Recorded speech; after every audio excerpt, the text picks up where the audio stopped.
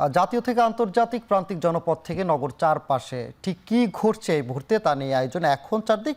আর আপনাদের সঙ্গে আছি আমি সানিম মৃধা। নিরঙ্কুশ সংখ্যা গরিষ্ঠতা অর্জনের পর সন্ধ্যায় জামায়াত আমির ডাক্তার শফিকুর রহমান ও এনসিপির আহ্বায়ক নাহিদ ইসলামের সাথে সৌজন্য সাক্ষাৎ করেছেন বিএনপি চেয়ারম্যান তারেক রহমান। এই সাক্ষাৎকে ইতিবাচক রাজনৈতিক ধারা হিসেবে দেখছে দলগুলো। সরকার গঠনের দুদিন আগে রোববার সন্ধ্যায় বসুন্ধরায় জামায়াত আমির ডক্টর শফিকুর রহমানের বাসায় যান বিএনপি চেয়ারম্যান তারেক রহমান। প্রায় আধা ঘন্টারও বেশি সময় কথা বলেন দুই নেতা। সৌজন্য এই সাক্ষাৎকে ইতিবাচক রাজনীতির ধারা হিসেবে আখ্যায়িত করছে জামায়াত ইসলামী। দলটির নায়েব আমির বলেন, সরকারের অংশ নয়, সংসদে শক্ত বিরোধী দল হিসেবে কাজ করবে জামায়াত। পরে তারেক রহমান যান এনসিপির আহ্বায়ক নাহিদ ইসলামের রমনার বাসায়। সেখানে বেশ কিছু সময় ছিলেন বিএনপির চেয়ারম্যান। পরে দলটির সদস্য সচিব আক্তার বলেন, এই সাক্ষাৎকে রাজনৈতিক সংস্কৃতির পরিবর্তন হিসেবে দেখছেন তারা। বিএনপি সরকারের সাথে জুলাই গণহত্যার বিচার ও সংস্কারের বিষয়ে একসাথে কাজ করার প্রত্যয় জানায় দলটি।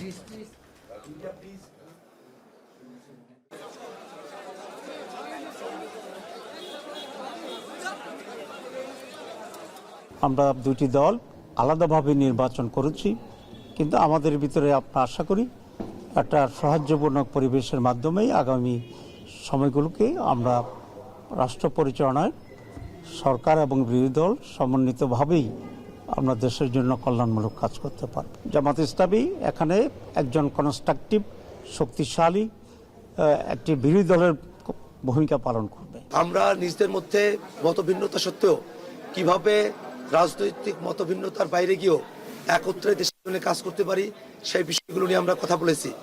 বাংলাদেশের সংস্কারের যে প্রশ্ন, সেই প্রশ্নকে কিভাবে সুরাহা করা যায় এবং বিচারের যে প্রশ্ন, সেই বিষয়গুলো নিয়ে আমরা নিজেদের মধ্যে কথা বলেছি। আগামী মঙ্গলবার সকালে জাতীয় সংসদ ভবনে শপথ নেবেন নবনির্বাচিত আইনসভার 297 জন সদস্য। ওই দিন বিকেলে সংসদ ভবনের দক্ষিণ প্লাজায় শপথ নেবেন প্রধানমন্ত্রী ও মন্ত্রিসভার সদস্যরা।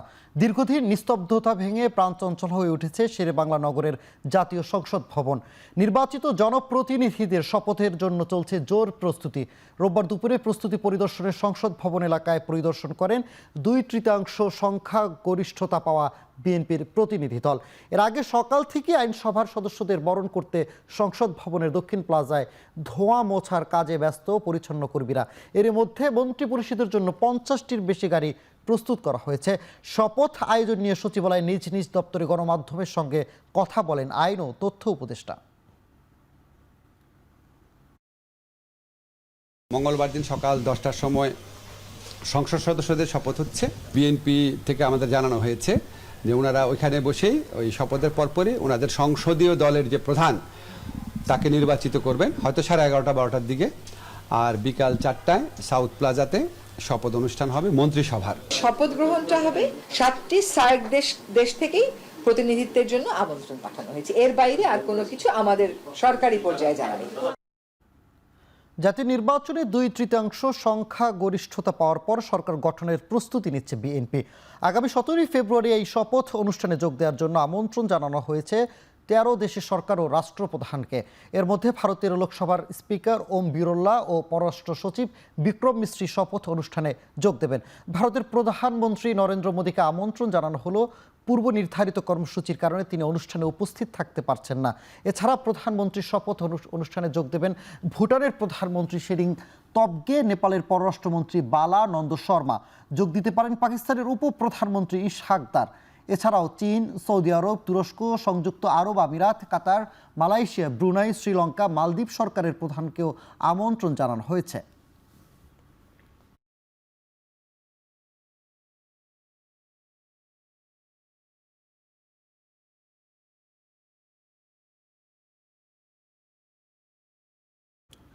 সরকার প্রধান ও দলীয় প্রধান এক ব্যক্তি হতে পারবে কি না, এ বিষয়ে বিএনপির পদক্ষেপ কি হবে তা শপথের আগেই পরিষ্কার করবে বিএনপি, এমনটাই জানিয়েছেন দলটির যুগ্ম মহাসচিব শহীদ উদ্দিন চৌধুরী অ্যানি। রাজধানীর গুলশানে দলের চেয়ারম্যানের কার্যালয়ে এসে এসব কথা জানান তিনি। দাবি করেন শপথ গ্রহণ হলে দেশে আইন শৃঙ্খলা পরিস্থিতির দ্রুত উন্নতি ঘটবে। এদিকে সকাল থেকেই কার্যালয়টিতে আসন ত্রয়োদশ জাতীয় সংসদ নির্বাচনে নবনির্বাচিত দেশের বিভিন্ন অঞ্চলের সংসদ সদস্যরা।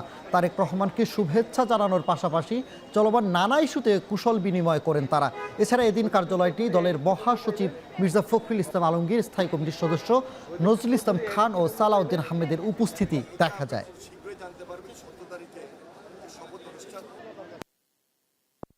নতুন মন্ত্রিসভার শপথ গ্রহণ করবেন সে অনুষ্ঠানটি সাউথ প্লাজা অনুষ্ঠিত হবে জাতীয় সংসদে। এটা আপনারা খুব শীঘ্রই জানতে পারবেন 17 তারিখে যে শপথ অনুষ্ঠান, তার পূর্বে আমার মনে হয় সবকিছু বুঝে যাবেন। ইনশাল্লাহ এই ব্যাপারে খুব একটা সমস্যা হবে বলে আমি মনে করি না। ইসি থেকে তড়ি ঘড়ি করে ভোটের গেজেট দেওয়া হয়েছে। এতে অনেকগুলো অভিযোগ ইসি আমলি না নিয়ে মধ্যরাতে গেজেট দিয়ে দেয় বলে অভিযোগ করেছেন 11 দলীয় ঐক্য জোটের নেতারা। সকালে জাতীয় সংসদে নির্বাচন ও গণভোটের বেশ কিছু বিষয়ে অসঙ্গতির অভিযোগে নির্বাচন কমিশনের সাথে বৈঠকে 11 দলীয় ঐক্য জোটে বৈঠক শেষে কথা বলেন জামায়াতের সেক্রেটারি জেনারেল হামিদুর রহমান আজাদ। সেগুলো তড়িঘড়ি করে করা হয়েছে, অথচ 13 তারিখ সকালেই আমাদের ডেলিগেশন আসছিল, এনসিপির ডেলিগেশন আসছিল।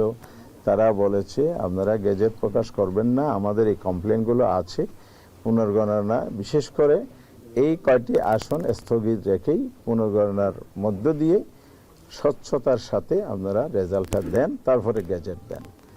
এখন প্রশ্ন তৈরি হচ্ছে তড়িঘড়ি করার কারণ কি এটাই যে কমপ্লেনগুলো আসছে, সুতরাং এগুলো তাড়াতাড়ি করে ফেললে বাইচা যায়।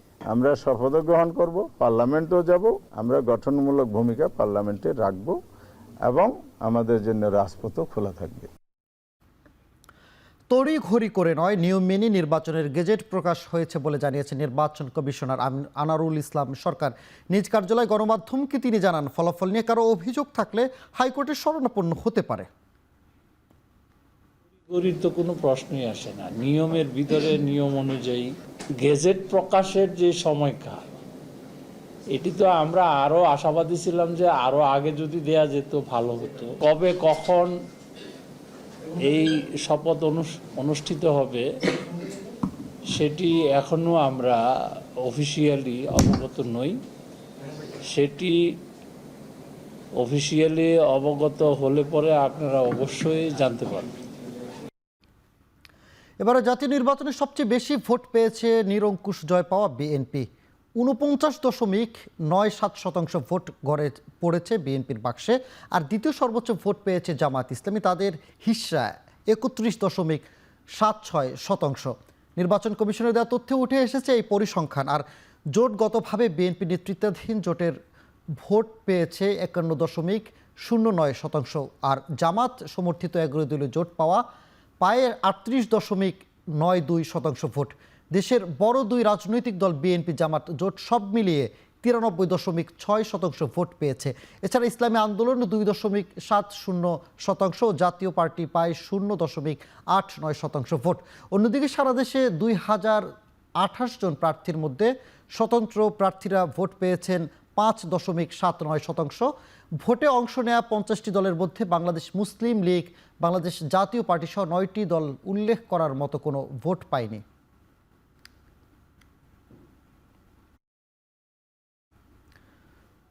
ত্রয়োদশ জাতীয় সংসদ নির্বাচনে মাইলফলক অর্জন করেছে বলে জানিয়েছে Asian network for free election. সামগ্রিকভাবে শান্তিপূর্ণ বিশ্বাসযোগ্য পরিবেশে ভোট সম্পন্ন হয়েছে বলেও জানায় সংস্থাটি। রোববার সকালে রাজধানীর গুলশানে একটি হোটেলে নির্বাচন পর্যবেক্ষক ব্রিফ নিয়ে সংস্থাটির কর্মকর্তারা। এই সময় রাজনৈতিক দলগুলোর প্রতি নির্বাচনী প্রচারণায় খরচের পূর্ণাঙ্গ বিবরণী প্রকাশের পরামর্শ দেন এশিয়ান নেটওয়ার্ক ফর ফ্রি ইলেকশনের চেয়ারপারসন, যাতে জবাবদিহিতা স্বচ্ছতা আরও জোরদার হয়। তরুণ ও নারী ভোটারদের সক্রিয় অর্থবহ সহ অংশগ্রহণ নিশ্চিত করা রাজনৈতিক দলগুলোর দায়িত্ব বলে উল্লেখ করেন তিনি।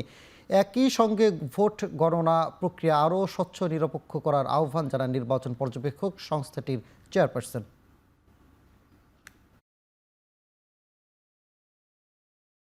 The elections, considering free elections period, the elections day, and so far up to post-elections, the elections basically peaceful.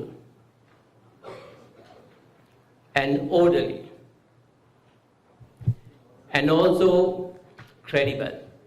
More transparent mechanism for counting generally acceptable, but also we realize there are certain areas where we need to improve the transparency in counting process as well. কিশোরগঞ্জে নির্বাচনী জনসভা থেকে ফেরার পথে সড়ক দুর্ঘটনায় নিহত জামায়াত সমর্থক আব্দুস সালাম এবং সমাবেশে যাওয়ার পথে হঠাৎ অসুস্থ হয়ে মারা যাওয়ায় আরেক সমর্থক শাহ আলমের পরিবারের দায়িত্ব নিলেন জামায়াত আমির ডাক্তার শফিকুর রহমান। রোববার সকালে কিশোরগঞ্জ ইটেনা উপজেলায় শাহ আলমের পরিবার সদস্যদের সঙ্গে সাক্ষাৎ করেন ডাক্তার শফিকুর রহমান। পরে সরজ সভায় অংশ নিয়ে পরিবারের দায়িত্ব নেওয়ার ঘোষণা দেন তিনি। পরে তার পরিবারেরও দায়িত্ব নেওয়ার ঘোষণা দেন তিনি। বলেন, ভবিষ্যতে সংগঠনের পক্ষ থেকে দুটি পরিবারের জন্য সহযোগিতা অব্যাহত থাকবে।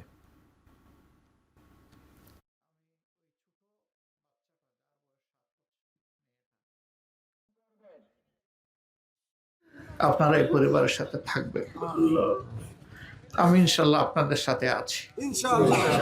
এখন থেকে এখানে আসলে আমাকে আর মেহমান বলবেন না, যেহেতু আমি পরিবারের সদস্য হওয়ার সুযোগ পেয়েছি। আমি আপনাদের মতোই এক গ্রামবাসী। আমি ওই ছোট বাচ্চাটা যার বয়স 7 বছর, মেয়েটা, ও ইনশাল্লাহ লেখাপড়া করবে যেমন লেখাপড়া করে আমার নাতি নাতনিরা। ও বড় হবে, ওর বিয়ে হবে, এই সময়টা পর্যন্ত ইনশাল্লাহ আমি পরিবারের সদস্য, যদি আল্লাহ আমাকে হায়াতে বাঁচায়। অবিচার আমরা মেনে নেব না কোনো অবস্থায়। আর তৃতীয়টা হচ্ছে সংস্কারের যে প্রস্তাবের উপরে গণভোট হয়েছে, এটা পুরাটাই মানতে হবে। এর কোনো খণ্ডিত অংশ আমরা বাস্তবায়ন দেখতে চাই। আমরা দেশ এবং জাতির স্বার্থকে সর্বোচ্চ গুরুত্ব দিয়ে ইনশাল্লাহ আমরা আলাপ করব। সফল নির্বাচন আয়োজনের জন্য উপদেষ্টা পরিষদের বৈঠকে স্বরাষ্ট্র মন্ত্রণালয়, সশস্ত্র বাহিনী, পুলিশ, আনসার সহ সকল বাহিনীকে ধন্যবাদ জানিয়েছেন প্রধান উপদেষ্টা ডক্টর মোহাম্মদ ইউনূস। বৈঠক পরবর্তী ফরেন সার্ভিস একাডেমিতে অনুষ্ঠিত ব্রিফিংয়ে প্রেস সচিব শফিকুল আলম বলেন, গুমের শিকার ও জুলাই অভ্যুত্থানের নেতারা থাকা এই নির্বাচনের মাধ্যমে ইতিহাসের সেরা বিরোধী দল গঠিত হয়েছে। ভোট গ্রহণকালে প্রধান উপদেষ্টা পুলিশ সদর দপ্তরে বসে বডি ওয়ার্ন ক্যামেরায় প্রযুক্তির মাধ্যমে 17টি কেন্দ্রের কথা বলেছেন বলেও জানান প্রেস সচিব। অ্যাডভাইজার যে শব্দটা বলেছেন যে এটা একটা মহা সাফল্য, এটা বাংলাদেশের মানে এর চেয়ে সুন্দর ইলেকশন আমি মানে এর চেয়ে ভালো ইলেকশন বাংলাদেশে হয়েছে কি না এটা সন্দেহ। এছাড়া হোম মিনিস্ট্রি যতগুলো প্রতিষ্ঠান আছে, ল এনফোর্সিং এজেন্সি আছে, পুলিশ, বিজিবি, কোস্টগার্ড, আনসার, সবাইকে ধন্যবাদ দেওয়া হয়েছে। জুলাই অভ্যুত্থানে রামপুরায় কার্নিশে ঝুলে থাকা ব্যক্তিকে গুলি করে আহত আরেক ব্যক্তিকে হত্যা মামলার রায় ঘোষণা হবে 4 মার্চ। ট্রাইব্যুনালের চেয়ারম্যান বিচারপতি গোলাম মর্তুজা মজুমদারের নেতৃত্বাধীন 3 সদস্যের বিচারক প্যানেল এই তারিখ নির্ধারণ করেন। মামলায় গ্রেপ্তার রয়েছেন রামপুরা পুলিশ ফাঁড়ির তৎকালীন এএসআই চঞ্চল চন্দ্র সরকার। এছাড়া সাবেক ডিএমপি কমিশনার হাবিবুর রহমান সহ বাকি আসামিরা পলাতক। তারা হলেন খিলগাঁও জোনের সাবেক এডিসি মোহাম্মদ রাশিদুল ইসলাম, রামপুরা থানার সাবেক ওসি মশিউর রহমান ও রামপুরা থানার সাবেক এসআই তারিকুল ইসলাম ভূঁইয়া। গেল 3 ফেব্রুয়ারি যুক্তিতর্ক শেষে রাষ্ট্রপক্ষ আসামি পক্ষ। এছাড়া পলাতক 4 জনের পক্ষে যুক্তি তুলে ধরে নিজেদের মক্কেলদের নিরপরাধ দাবি করেন টেস্ট ডিফেন্স আইনজীবী আমির হোসেন। তাৎক্ষণিক তাদের যুক্তি খণ্ডন করেন প্রসিকিউটর মিজানুল ইসলাম। এছাড়াও ট্রাইব্যুনাল আজ আরও 6টি মামলার বিচার কার্যক্রম চলছে। পুরো রমজান মাসে সরকারি বেসরকারি নিম্ন মাধ্যমিক ও মাধ্যমিক স্কুল বন্ধ রাখতে নির্দেশ দিয়েছেন হাইকোর্ট। রোববার বিচারপতি ফাহমিদা ও বিচারপতি আসিফ হাসানের হাইকোর্ট বেঞ্চ এই আদেশ দেন। গেল 5 জানুয়ারি রমজানে স্কুল বন্ধ রাখতে হবে সরকারকে আইনি নোটিশ দেন সুপ্রিম কোর্টের এক আইনজীবী। নোটিশে বলা হয়, বাংলাদেশের 98% নাগরিক মুসলমান। বাংলাদেশের স্বাধীনতার পর থেকে রমজান মাসে শিক্ষা প্রতিষ্ঠান বন্ধ থাকে, এমনটাই আইন, প্রথা ও নীতি, এবং ওইভাবে সব প্রতিষ্ঠান রমজান মাসে বন্ধ থাকে। নোটিশে আরও বলা হয়, কোমলমতি শিশু কিশোরদের যাতায়াত ও ক্লাস করে ক্লান্ত হয়ে রোজা রাখতে কষ্ট হয়, যা ধর্মীয় আচার চর্চার অন্তরায়। এছাড়া রমজান মাসে স্কুল চালু রাখলে শহরগুলোতে তীব্র যানজটের সৃষ্টি হয়। নোটিশের জবাব না পাওয়ায় এই রিট দায়ের করা হয়। নব্য ফ্যাসিবাদ হয়ে ওঠা বিএনপির নেতাকর্মীদের নিয়ন্ত্রণ করতে না পারলে দলটির জন্য ভয়াবহ ভবিষ্যৎ অপেক্ষা করছে বলে মন্তব্য করেছেন এবি পার্টির সাধারণ সম্পাদক ব্যারিস্টার আসাদুজ্জামান ফুয়াদ। সকালে বরিশাল ৩ আসনে নির্বাচনে অনিয়ম নিয়ে এক সংবাদ সম্মেলনে তিনি কথা বলেন। নির্বাচন সুষ্ঠু সফল করতে প্রশাসন দায়িত্ব পালনে ব্যর্থ হয়েছে বলেও অভিযোগ করেন তিনি। বলেন নির্বাচনে প্রশাসন লেভেল প্লেয়িং ফিল্ড তৈরি করতে পারেনি। ফুয়াদ অভিযোগ করেন নির্বাচন পরবর্তী সময় প্রতিপক্ষকে নানাভাবে হয়রানি ও ঘর বাড়ি ভাঙচুরের মতো ঘটনা ঘটছে। প্রতিহিংসার রাজনীতি থেকে বের হয়ে আসার আহ্বান জানান তিনি।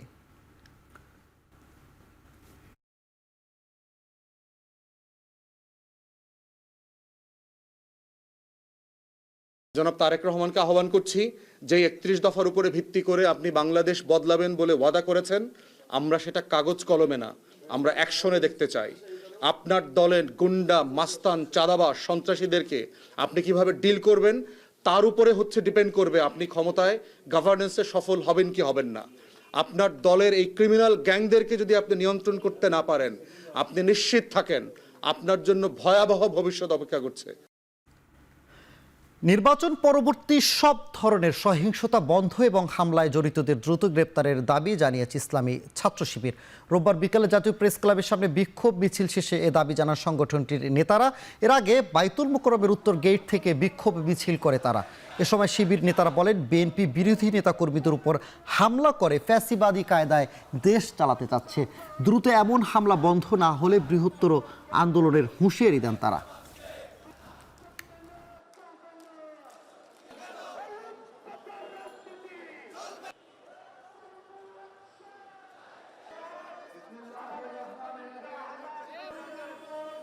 যেখানে অন্যায় হবে সেখানে আমরা প্রতিবাদের ভালো দিয়ে আবির্ভাব হব।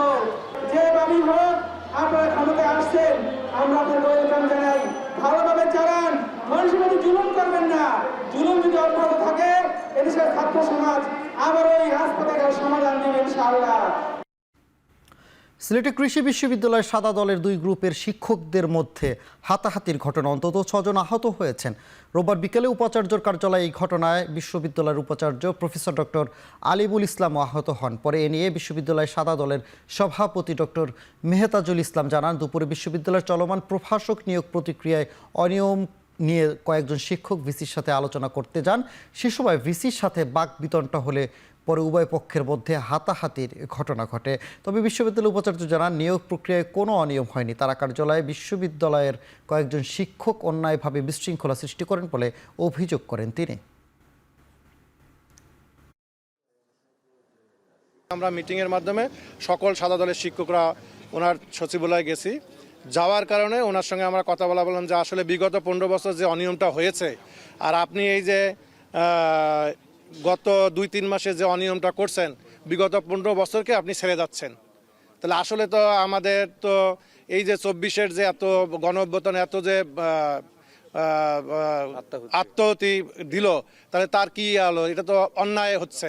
আমাদের কর্মচারীরা আসছিল যে স্যার আমরা এর দৃষ্টান্তমূলক শাস্তি দাবি করতেছি, এবং আমার এই যে 3 জন শিক্ষক মারাত্মকভাবে ইনজিউর্ড হয়েছে। তারা কমিশনার সাহেবকে জানিয়েছি, বিভাগীয় কমিশনারকে। উনি বলছেন যে আপনি একটা চিঠি দেন শিক্ষা মন্ত্রণালয় বরাবর এবং কপি দিবেন আমাদের কাছে, বিভাগীয় কমিশনার, ডিসি মহোদয়, তারপরে ডিজিএফআই, এনএসআই। আপনি চিঠি দেন, তারপরে আমরা এটার ব্যবস্থা নিব। ঢাকা টাঙ্গাইল যমুনা সেতু মহাসড়কের জোকারচর এলাকায় প্রাইভেট কার ভ্যান সংঘর্ষে 2 জন নিহত হয়েছে। ঘটনায় আহত 2 জনকে হাসপাতালে ভর্তি করা হয়েছে। নিহতরা হচ্ছেন ভ্যান চালক আবির আলী, ভ্যানের যাত্রী কালিহাতির গোহালিয়াবাড়ির গ্রামের আব্দুল মান্নানের ছেলে মোহাম্মদ শরীফ। রোববার দুপুরে মহাসড়কের জোকারচর এলাকায় এই দুর্ঘটনা ঘটে। পুলিশ জানায় মাইক্রোবাসটি যমুনা সেতু থেকে ঢাকার দিকে যাচ্ছিল। এসব একটি ভ্যান সড়ক পারাপারের সময় সংঘর্ষ হয়। স্থানীয়রা আহত 4 জনকে উদ্ধার করে টাঙ্গাইল জেনারেল হাসপাতালে নিয়ে গেলে কর্তব্যরত চিকিৎসক শরীফকে মৃত ঘোষণা করেন। ভ্যান চালককে উন্নত চিকিৎসার জন্য ঢাকা পাঠানো হলে পথেই মৃত্যু হয় তার।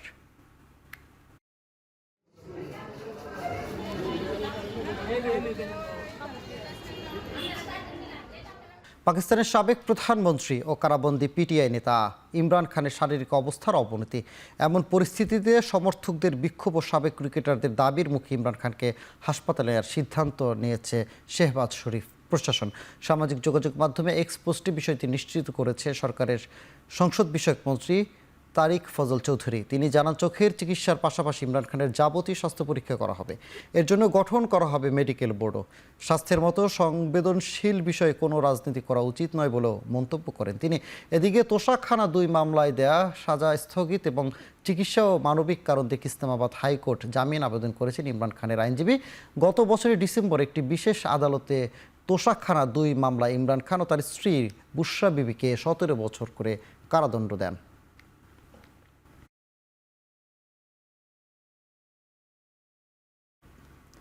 ইরানের সাথে আর কোনো আলোচনা সম্ভব নয় বলে মন্তব্য করেছেন মার্কিন সিনেটর লিন্ডসে গ্রাহাম।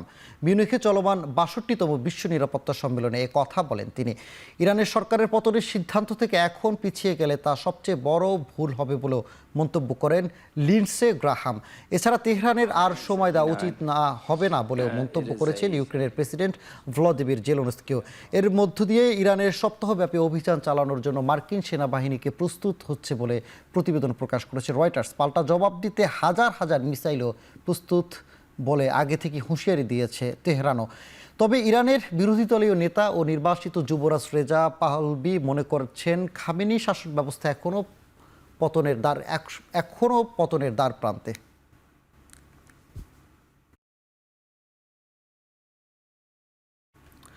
গ্রিনল্যান্ড দখলে ট্রাম্পের চাপ সম্পূর্ণ অগ্রহণযোগ্য বলে মন্তব্য করেছেন ডেনমার্কের প্রধানমন্ত্রী মেটে ফ্রেডরিকসেন।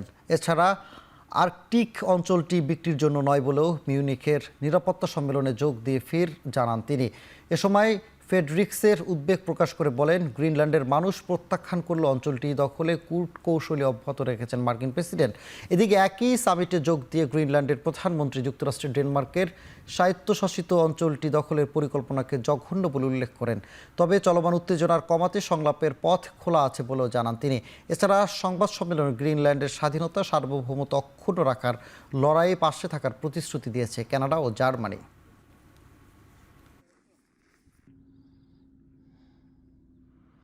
ইউরোপের সাথে সম্পর্ক পুনর্গঠন করতে চায় যুক্তরাষ্ট্র।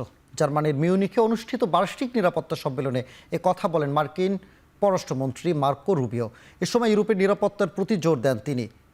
তবে শনিবার এই ভাষণে সুনির্দিষ্ট প্রতিশ্রুতির অভাব ছিল। রাশিয়ার বিষয়ে কিছু বলেননি, উল্টো সমালোচনা করেছেন ইউরোপের অভিবাসন নীতি ও জলবায়ু পরিবর্তনের তাদের দৃষ্টিভঙ্গি নিয়ে। জানান, যুক্তরাষ্ট্র এমন বন্ধু চায় যাদের নিজেদের রক্ষা করতে পারে। তবে ট্রাম্প প্রশাসনের পক্ষ থেকে রুবিওর সতর্ক করেন, ইউরোপ যদি তা না পারে মার্কিন যুক্তরাষ্ট্রের এমন কোনো পরিবর্তন আনবে যার জন্য আন্তর্জাতিক সহযোগিতার বর্তমান ব্যবস্থার সংস্কারের প্রয়োজন। এর আগেও প্রেসিডেন্ট ট্রাম্প ইউরোপকে মার্কিন সহায়তার উপর অত্যাধিক নির্ভর করার জন্য সমালোচনা করেছেন। এদিকে নাইজেরিয়ার নাইজার রাজ্যের 3টি গ্রামে বন্দুকধারীদের হামলা অন্তত 46 জন নিহত হয়েছেন। শনিবার স্থানীয় সময় ভোরে সশস্ত্র হামলাকারীদের মোটরসাইকেল করে এসে হামলা চালায়। এ সময় বন্দুকধারীদের স্থানীয়দের ঘর বাড়ি দোকানপাটের আগুন ধরিয়ে দেয়। এছাড়া কয়েকজন অপহরণ করেও সন্ত্রাসীরা।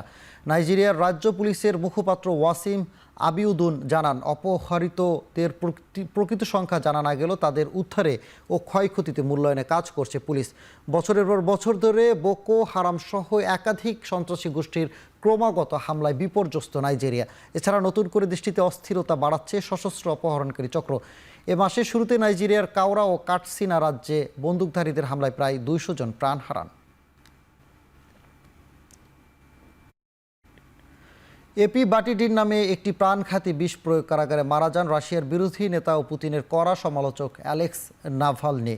শনিবার মস্কোর সংস্কারবাদী নেতা নাভালনির মৃত্যুর 2 বছর পর তার শরীরে পাওয়া নতুন নমুনা বিশ্লেষণ করে বিবৃতি দেয় যুক্তরাজ্য, ফ্রান্স সহ ইউরোপের 5 দেশ।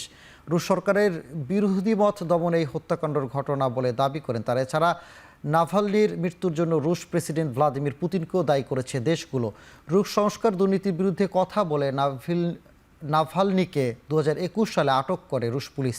এরপর কারাগারে 4 দেয়ালে কয়েক বছর বন্দি জীবন শেষে 2024 সালের ফেব্রুয়ারিতে রহস্যজনকভাবে মৃত্যু হয় তার। তীব্র বন্যার কবলে ফ্রান্সের দক্ষিণ পশ্চিম অঞ্চল। সর্বোচ্চ আবহাওয়া সতর্কতা জারি করা হয়েছে লোট অ্যাট গরনো ও জিরোল্ডো অঞ্চলে। বন্যার পানি বাড়তে থাকা আগামী শনিবার পর্যন্ত জারি থাকবে সতর্কতা। গেল শুক্রবার আঘাত হানা প্রাণঘাতী নিলস ঝড়ের প্রভাবে এই পরিস্থিতি অঞ্চলটিতে। ঝড়ে প্রাণ যায় অন্তত 3 জনের। ঝড়ো আবহাওয়ায় বিদ্যুৎ সংযোগ বিচ্ছিন্ন হয়ে পড়েছে 9 লাখ গ্রাহক, যদি এর মধ্যে 4 লাখের বেশি বাড়িতে বিদ্যুৎ পুনঃস্থাপিত হয়েছে।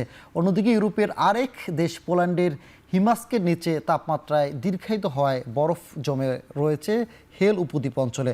অবশ্য শীতের তীব্র দাপটও দর্শনার্থীদের বিরত রাখতে পারছে না। তুষার শুভ্র সমুদ্র সৈকতগুলোতে হেঁটে বেড়াচ্ছে মানুষ, অংশ নিচ্ছে শীতকালে নানা খেলাধুলায়।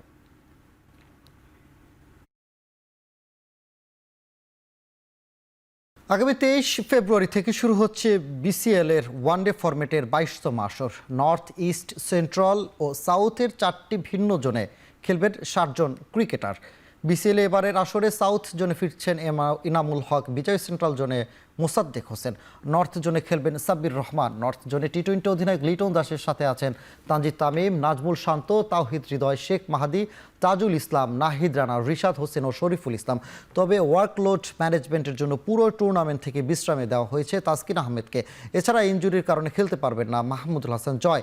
23 ফেব্রুয়ারি সকাল 9টায় দুটি ভেন্যুতে বগুড়া শহীদ চান্দু স্টেডিয়ামে নর্থ জোন ও ইস্ট জোন এবং রাজশাহী বিভাগীয় স্টেডিয়ামে সাউথ জোন ও সেন্ট্রাল জোনের ম্যাচ দিয়ে পর্দা উঠবে এবারের আসরের।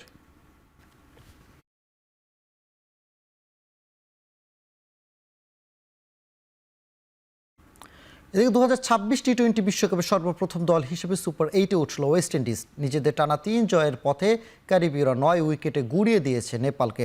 রোববার দিনের প্রথম ম্যাচে টস জিতে ফিল্ডিং না ওয়েস্ট ইন্ডিজ। প্রথম জয়ের খোঁজে থাকা নেপাল ব্যাটিংয়ে নেমে সুবিধা করতে পারেনি। শুরু থেকেই নাকানি চুবানি খেয়ে নিয়মিত বিরতিতে উইকেট হারায় নেপাল। তবে 46 রানে 5 উইকেট হারানো দলের বিপর্যয় সামলে ভরসা হয়ে ওঠেন দীপেন্দ্র সিং। তবে ব্যক্তিগত 58 রানে তিনিও ফিরে গেলে মাত্র 133 রানেই থামতে হয় নেপালকে। জবাব দিতে নেমে শাই হোপের 50 ও হেট মায়ারের অপরাজিত 46 রানে হেসে খেলি 28 বলে 9 উইকেট হাতে রেখে জিতে যায় ক্যারিবীয়রা। নেপালের পক্ষে একমাত্র উইকেটটি নেন নাদান যাদব।